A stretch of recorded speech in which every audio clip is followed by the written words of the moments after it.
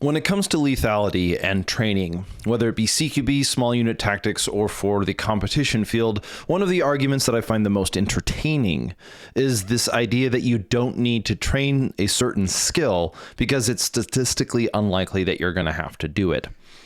Now, I begin by addressing this, and I want to begin by addressing this from a couple of angles first, and then go into how I think you should divide your time up when it comes to time that we have to train. And it comes illustrated on the feet, or it comes illustrated by this sort of not law, but common experience that I have amongst people, is that like the old adage where you either have the time or the money, but never both, those who I know, or very oftentimes, and not always, but very oftentimes, I find those who have the means to go out and train certain things, they have access to shoot houses, they have firearms in their arms room, or so on and so forth, are very often, or are more often, to be the ones presenting this argument that you don't need to because it's unlikely.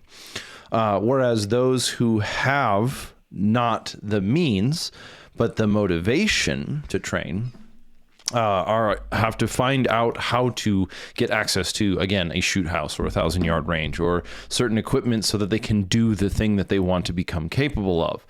And even in a more, I think this is one of the reasons why you see a little bit of this conflict between like the military and veterans being held on a pedestal of being able to do certain things, and then civilians turning out to be better at them, or presenting themselves in a certain way where they can be suggesting that they're better than somebody at something. That being the case, and leaving that as vague as they can, as vague as I have, this consistency across people who have the means or the motivation to train is that they very rarely have both. However, what I want to solve and what I want to present is not just another explanation of the problem, another perspective on something that I think is not working. Rather, I want to provide a solution. I want to give a suggestion on how you structure your time that you have when it comes to training, whether it's small unit tactics, CQB, or anything in the lethality department, and how you can structure that time a little bit better, not only to be more effective with the time that you have, but to not leave massive gaps in, although unlikely, high consequence skill sets. So, this episode is sponsored by Obsidian Arms, and if you have been following us for some time, you know that they are the first sponsor for this show. They've been with us for almost a year, and in that last year, we completed four public land cleanups, whether they were in Tucson or Utah. Now, Obsidian Arms has been intent from the beginning to be part of that connecting of the industry with the gun culture, and one of the ways that we've decided to do that is through our public land cleanups and these conversations with you on the web. Now, if you are looking at something that they have to offer, because Obsidian Arms does make a series of punch and toolkits that are for the self-sufficient individual and the gunsmith, as well as they make a series of parts like an extremely well-performing firing pin for an AR-15. But beyond that, they have the capability, or very likely have the capability, to take your design and bring it to life so that you can bring it to market and continue this whole thing moving forward, this firearms industry and gun culture. So if you want to support the show, our public land cleanups, or if you want to check them out, in the comment below, or in the link below, or whatever the phrase is, down below, there's going to be a discount code for you for the duration of this time. You can check them out, get a percentage off of your purchase from there, and let them know that you arrived at Obsidian Arms from Redacted. What is the solution? What do I think is the solution to this problem? The issue that we're being faced with, the challenge that I see set before us, or before in this argument, is not necessarily some sort of idea of profound laziness, but rather a challenge of over-optimization. So if I can say that it's statistically unlikely that I am ever going to have to do a certain thing, I can sort of justify the lack of time spent training that in my head. The example that has been the most standout for me for the longest time has been, within the field of CQB, a hostage rescue situation. Now, I have never worked within a hostage rescue exclusively hostage rescue unit or arena. However, it has been a required part of my skill set for some years. Now, let's use the caricatured example of a hostage rescue shot, or have something like that, is where you have to make a very, very difficult shot on a diminished target who is holding a non-shoot target or some hostage in front of them that you only have as the head or whatever, and you are under the pressure of both time and the severity of the situation. Now, the argument that I'll make is the time that happens is you never want that to be the first time you do it. There is this adage of you never want to do anything the first time in combat, and I understand that. And I think that the point that is illustrating can be mapped onto our training path so that we are not leaving vital skills neglected, even if it's extremely unlikely for us to encounter them. Now, what this looks like and why and what I think that breakdown should be is 80% spent on what butters your bread and 20% of your time training divided amongst various specific skills that, although are unlikely or uncommon in whatever you're training for, be it competition, CQB, or precision rifle, and that 20% is specifically spent on those kinds of things, whereas 80% of your time is spent on the things that you are going to do almost all the time. So that might mean for your USPSA shooter, drawing from a holster, reloading your handgun, transitioning between targets, being able to transition between shooting positions, reloading on the move, and so forth. Whereas for somebody who is, again, in this CQB kind of like environment, it's going to be entering doorways, going through hallways, and practicing the SOPs of your unit when it comes to moving through urban environments of that sort. That 20% then can be set aside for those specific tasks. And then, while I understand that there's a little bit of a slider for some people, they might be in a situation where they need to spend 70% of their time or 90% on the fundamentals. What we want to be able to do is keep somewhat of an equilibrium on the time that we spend. Now, why I've chosen this sort of 80-20 rule for these types of skills, particularly in what you might refer to as a no-fail situation, which I understand in a sense of lethality, sounds a little bit unusual. If it's something like self-defense, isn't almost every situation a no-fail situation? Sure, you say, but don't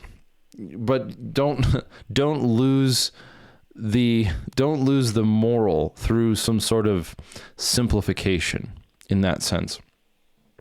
The likelihood that I'm ever going to be in a hostage rescue situation is extremely rare, but the one time that it does happen, whether personally or professionally, is not the time I want to be trying to figure out whether or not I'm confident enough to make a 6-inch shot at 20 yards without hitting the no-shoot in front of it.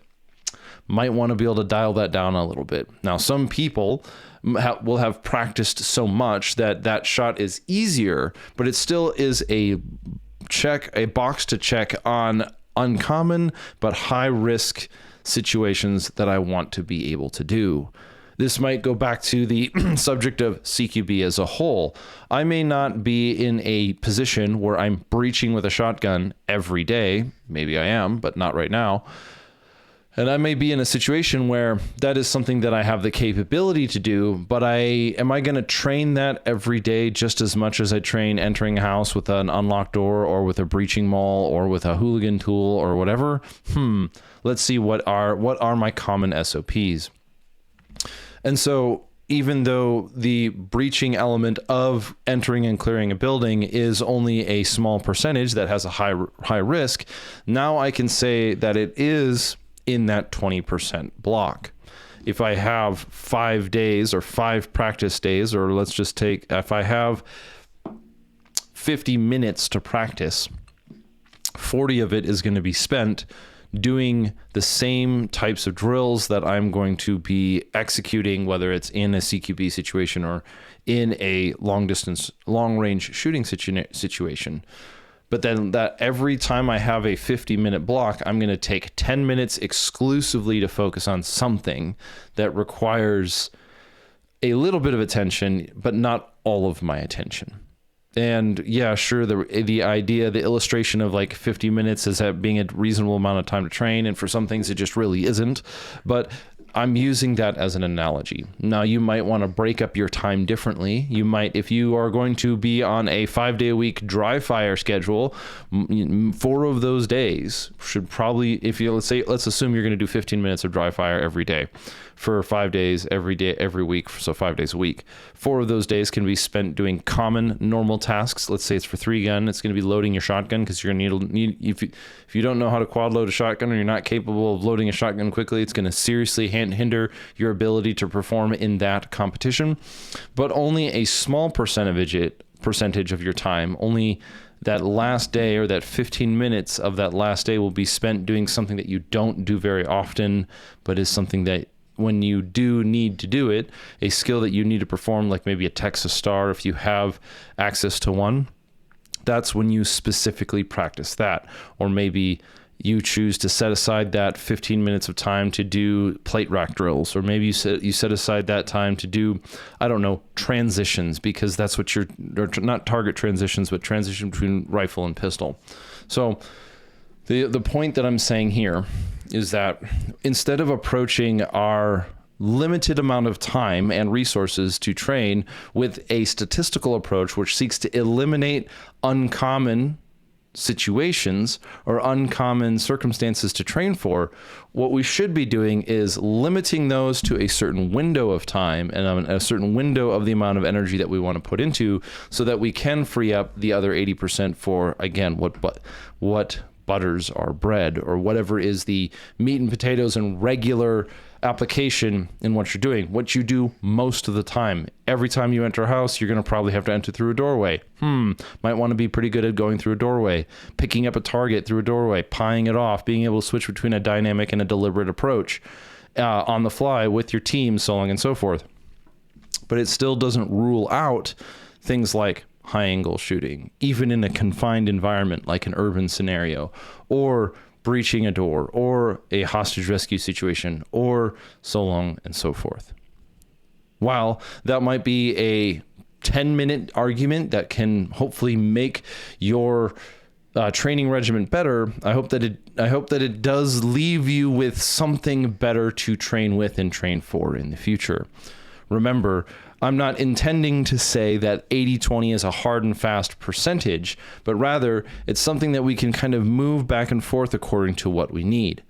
I think I said it earlier, hopefully in this recording, that to those who are working more on the fundamentals, they might want to spend 90% of their time on those fundamentals and only 10% in exploration, whereas those who have been doing the thing for a while, they've gotten past that first hump of the Dunning-Kruger effect, the plateau of dogma, as I like to call it. Those who've gotten past the plateau of dogma, then they have some room to start exploring new things, because they've mastered the fundamentals and their, let's call it, skill tree in their direction. Gosh, these terms have become so handy, even though they come from such a nerdy background. So, with that being the case, if you want to join us in some of our public land cleanups, you can find us at redactedllc.com. We will have new material coming up on there when it comes to merch and the store, but we've kept it closed since the holidays because we want to have a little bit more of a launch this year. So right now, the big important element to look out for is our public land cleanups. And if you want some in your area, if you say you live in an area where you know people like to shoot on public land and it tends to get trashed, let me know. You can reach out in the comment below and let me know on where a place needs cleaning up. We're going to want to have some sort of either 10-digit grid on an MGRS system or a latitude longitude, so I can start figuring out where to go. What do I need from you if you want us to join your area and do a public land cleanup? Where it is, that's that grid. When is the best time of year to do it? And how many people you think you have in your small group that are able to make it right now. So that it's not about prioritizing group size. It's about how do we bring in what elements to support you. So with that being the case, if you have enjoyed the show and you have ideas or arguments for how a person ought train or how much time they should spend doing it, go ahead and leave that also in the comment below and I'll get back to you as soon as I can. All in all, thank you very much for listening. Now, go forth and conquer.